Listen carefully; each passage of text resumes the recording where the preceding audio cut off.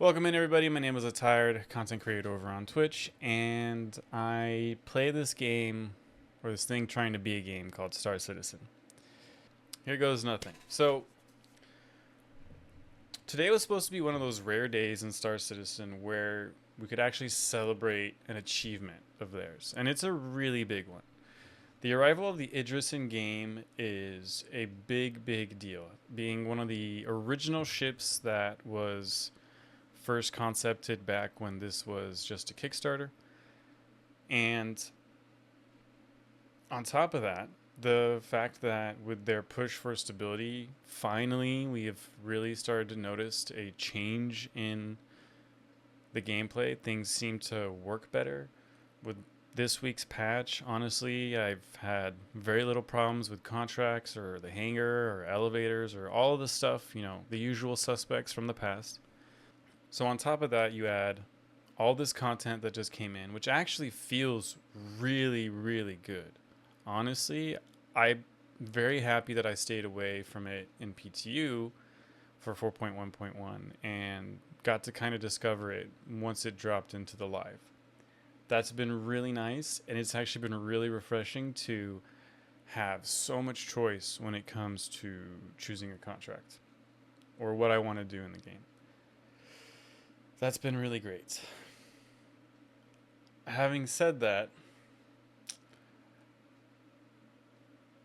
things today kind of took an awkward turn. CIG decided to release the AI blades to the RSI store, and as of now, they are only purchasable in the store and not in game. I think this is a bad move. It's a bad look for the game, and it really pushes them closer to being Store Citizen, to being pay to win, I always kind of go back to that video by Pirate Software where he talks about Store Citizen, and the first time I ever saw it, I was like, he just doesn't get it, and he's wrong. And then with time and seeing the decisions that CIG has made on certain things, yeah, it's hard not to hear the argument. And the pay to win one is the really big one. That's the biggest problem. I think we all understand that this is CIG's funding model. This is how they make their money.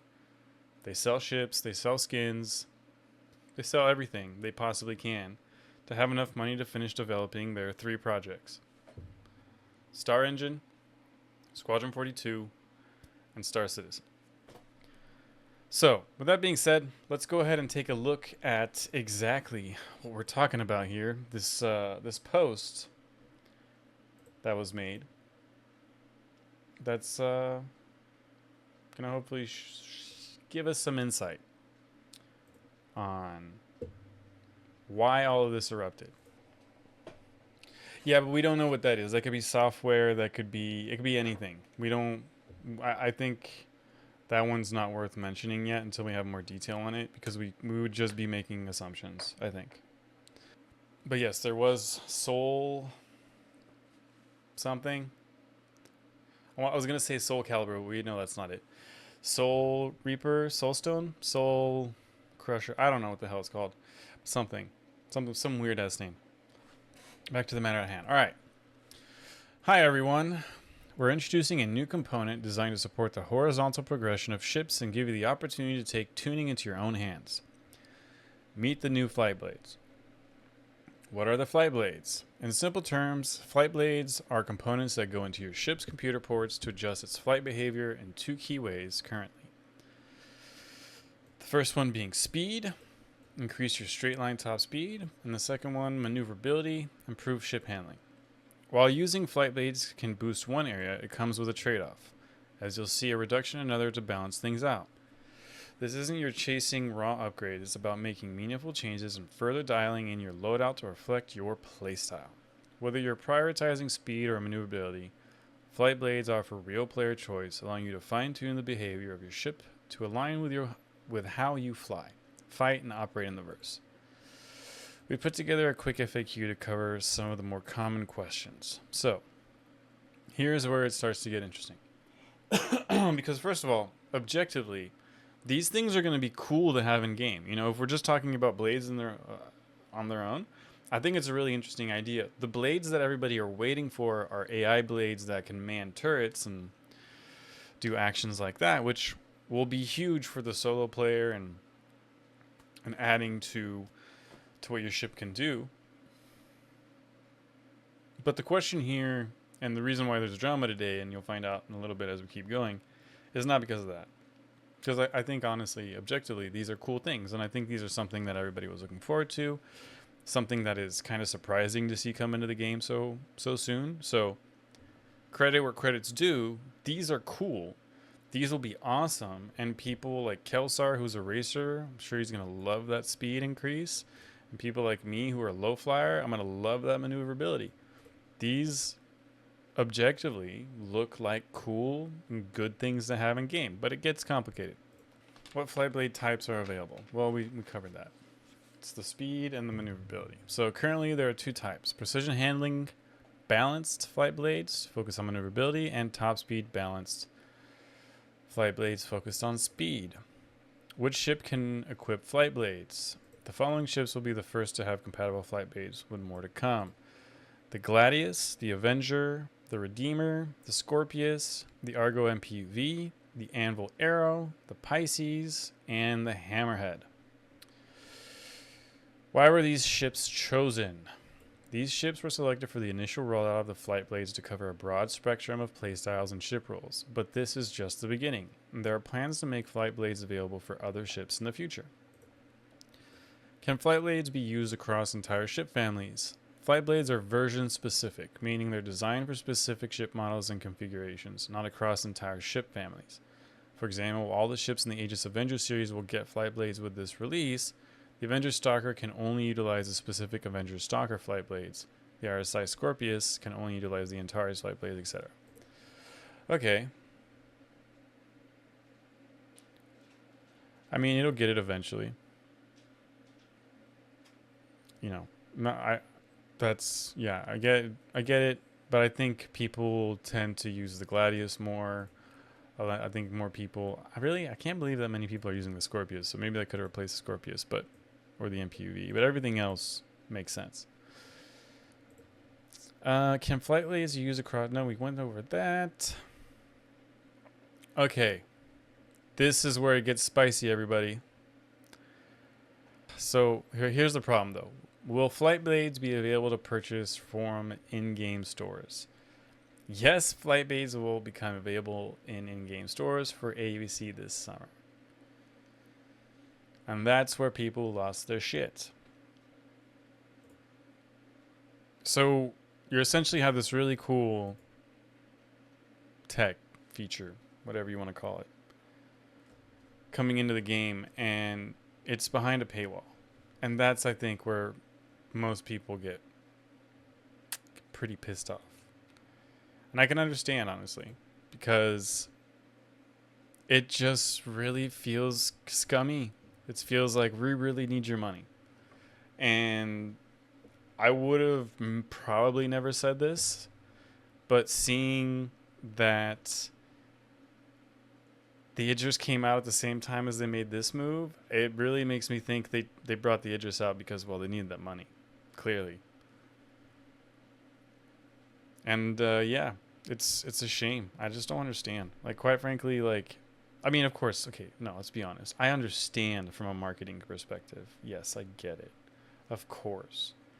But right now there's more weirdness to it than just the flight blades being sold. And so they do say summer, but summer could be September. Like, it's probably going to mean August, September. Yes, I'm sure they would love for you to spend more money. And yeah, the Idris sales will probably offset the outrage. But, I mean, it's also a really pricey ship. I mean, it's $1,000 for the Idris M, and it's $1,900 now for the Idris P. They upped the price. Yeah, very subliminal stuff. Yeah. But I do truly have an issue with this. Now, granted, they're going to bring it into the in-game store, but what bothers me the most is that they keep playing on FOMO. And I really don't like that personally. I know some people don't mind it, some people get really into it, whatever floats your boat. But at the end of the day, that stuff objectively, I think, can ruin the overall Star Citizen experience for everybody in the long run. And I think it's a bigger picture game when you're looking at Star Citizen. You can't look at it for what it's going to be over the next month. You have to look at it for what it's going to be in 2 years, and 2 more years after that, and then 2 more years after that, and then 2 more years after that. But anyways, so you have to be thinking about, okay, how will this affect long term? And then what kind of precedent does it set? And they've already set this precedent. So it's not as, I think what's shocking to most people, or at least to myself, is that, how do I put this? It's odd, 2 years. 2 more years. No. How about now? Anyways. So, I guess look at it this way. They keep setting these precedents where it feels like they don't necessarily respect the player base, and they don't respect the player base in the sense that, like, our time and testing of this game isn't enough. You have to constantly be opening up your wallet, because otherwise, oh no, CIG can't finish the game. At the end of the day, I don't like that, because it's not our responsibility to make sure this becomes a product. We're not investors, we're just donators. And we've been very generous with our donations for some of us. Some way more than others. And I can completely understand where that frustration comes in. And you go, and why do the reason why I brought up this page, because we're going to go look at this store. Why do I have to drop more cash every time just to help you guys out and to have access to stuff now? Like, the FOMO for me just doesn't do it. And so this brings me to the next point I wanted to make. And one of the other things that people are complaining about right now is these game packages are getting crazy. So, sorry. One of the other things that came up and that I've been seeing around Spectrum and on content creators over on YouTube is most of the stuff that was earnable just through Wicklow is now all of it able to be bought on store. So there's nothing unique that you can get from playing the game that you can't buy with money. And I think that takes away a lot of the sense of accomplishment that players have. Like, seriously, that's a big part of playing the game for me, is progressing. And there was a real chance to make you feel like what you were doing mattered and had you progressing towards something that you were earning in game, not on the store. So on top of this, CIG decided to make most, if not all, the gear that was at Wicklows available to purchase. This means that there's nothing you can grind for in game that you can't buy in the store. And so yeah, it's more Star Citizen. What's the point in playing Star Citizen? Like, you're not going to get anything that somebody with a bigger wallet than you can't come in and get. You're now more likely to come up against somebody who has something that you can't get in game yet, that's in the store, that they can spend 12 to 30 bucks on, depending on the size of the ship, to give them a debatable advantage, because, they do mention it is a trade-off. It's a balancing act. You lose a little bit of something to give something else, but in a game that really still values skill for piloting and combat,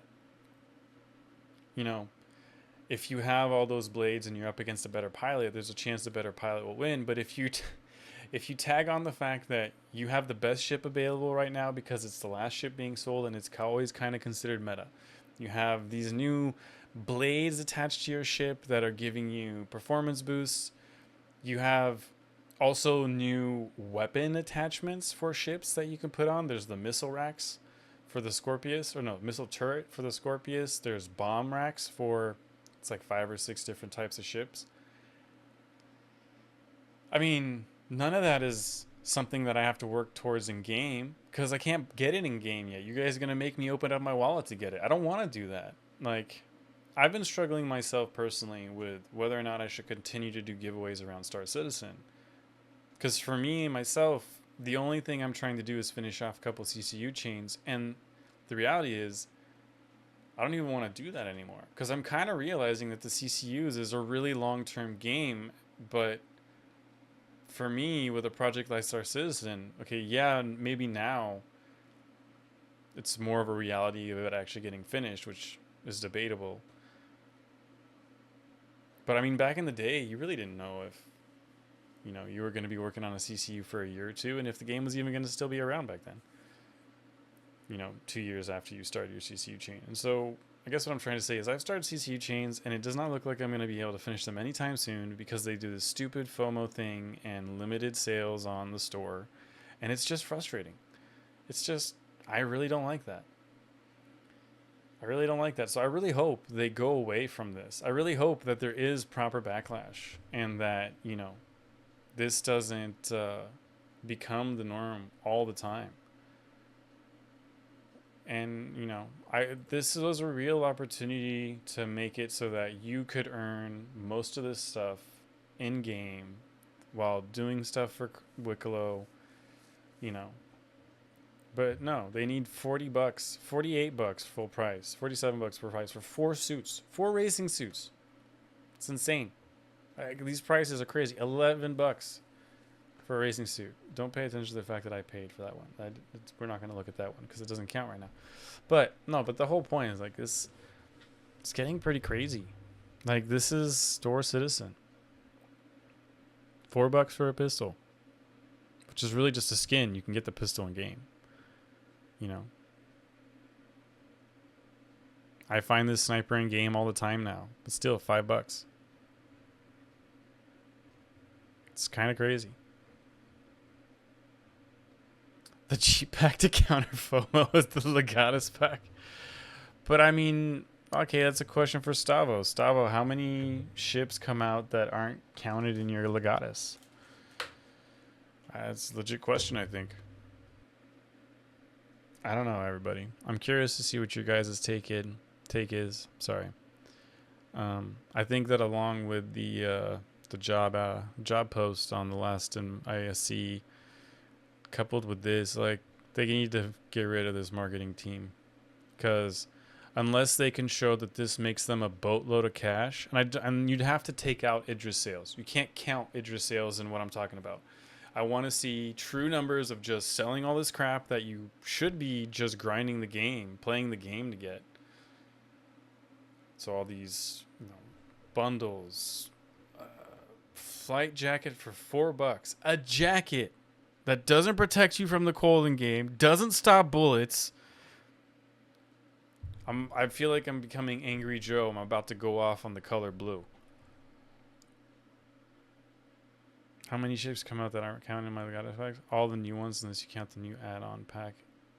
What? Wait, so there's an add-on pack you can get for your Legatus pack that you paid for that was supposed to have everything pack? See, here we go. New Dawn. Like, these things were supposed to be... You're supposed to get these from Wicklow. But now you can just drop some money. Stop. These are looking cool. Everything pack only had everything when you bought it. I don't know, guys and gals. Like, look, look, if I take away the drama for a second, objectively, are flight blades cool? Abso-freaking-lutely. These AI flight blades, like, they can really change the game. Like, I was looking forward as a low flyer to messing around with the maneuvering ones. I'm not gonna give that money to that. And this morning when I got on to looked at all this, I was actually getting on to buy something from Invictus to do a second giveaway alongside the one we're doing right now, but I got to think on it for a minute. So, yeah. Oh, don't worry, too. They'll eventually make a, civilian East pack that you can wear. I feel like that just made me sound really old because nobody probably knows what an East pack is anymore. Anyways, it was a backpack, right, that all the cool kids had back in the day. Whatever. But anyways, Those were my 2 cents on flight blades. I think objectively they're cool. I think this whole look of, pay for everything. It's not a great look. And are you really losing that much money, CIG, that you're, have to make these aggressive marketing pushes? I guess that would be my question for you over at CIG. It's like, why so aggressive, huh? Are you guys hurting that much? That's because that's what I came away from this with. And I don't think that's good for CIG. I don't think that's good for Star Citizen, for the game that we all want to see come to fruition. I'm not here hating on this because, or being critical, because I'm not hating. I hate using that term. I'm being critical because I want to see this game come to term. And I want it to be a good game. I don't want it to be, open your wallet every 5 minutes. Because what is it going to become? If we try to project ourselves a little bit down into the future and we follow this progression, what is it? $100 subscription every month, and you can have, pick 2 ships and 10 armor sets with weapons. Like, that might sound weird, but think about it. If you're have all these packs that are supposed to have all the ships, and then you have to pay extra to get the new ships because those weren't included in the packs when we thought of them, so how could we have given them to you? If you take into account the things coming to the store first, and I mean the RSI website store rather than the in-game store where it should be, or in things like Wicklow, where you can hand in favors, do all these cool new content missions to get script, the new currency in-game, which, by the way, again, objectively very cool. I'm all for these things. And this is where I think... Anyways, let me finish my thought, because otherwise I'll never get through it. Anyways, you take all these things together. You look at all the new ways to grab your money, to give you FOMO. The leaning into the FOMO more and more, and trying to sell you that the game has never been as playable. And yeah, I said a minute ago that the game is more playable now than it ever has been. It is more stable now than it has been in a long time. But it's not perfect. It's not, anywhere near being something you can say, yeah, we're close to 1.0 on. No. So what are we talking about, really? Right? If we're talking about the game as it is right now, yeah, it's better than it was 2 weeks ago. That's for sure. But if we're talking about this compared to an actual finished game, I think we're still far away. And if they continue this trend, I can totally see it becoming, at some point, $100 subscription, them going back on their word of never selling ships after 1.0, maybe delaying 1.0 just to get some extra money in. Who knows? And so I think we all need to be critical on this. I think everybody needs to go make sure to give this a thumbs down. 2,600. Boom. All right, everybody. I'm going to link this in the chat. Everybody go give this a thumbs down. Write me out. Because they got to know. They got to know. And, can we even see any 22 thumbs up to 2,600 thumbs down. I've never seen that bad of a ratio on Spectrum. Now, I don't check Spectrum every day. Definitely not one of those people. Oh wait, there's a little, we can add a little turd. Yep. I think this does kind of make me want to vomit. And you broke my heart, CIG. You broke my heart. All right, that's enough of that. You don't have thumbs? What? What are you? What? So yeah, everybody, please go to that link. Go give this a thumbs down. And, don't buy the flight blades right now. I'm not. I don't think you should. If you really need to have them attached to your account, buy them after they're available in game. But I think this is something that we have to push back on. Because again, objectively, AI flight blades, 2 thumbs up. Selling them first on the store, 2 thumbs down, right? Anyways, thanks for letting me rant about this, everybody. I appreciate you. And I'll see you on the next one.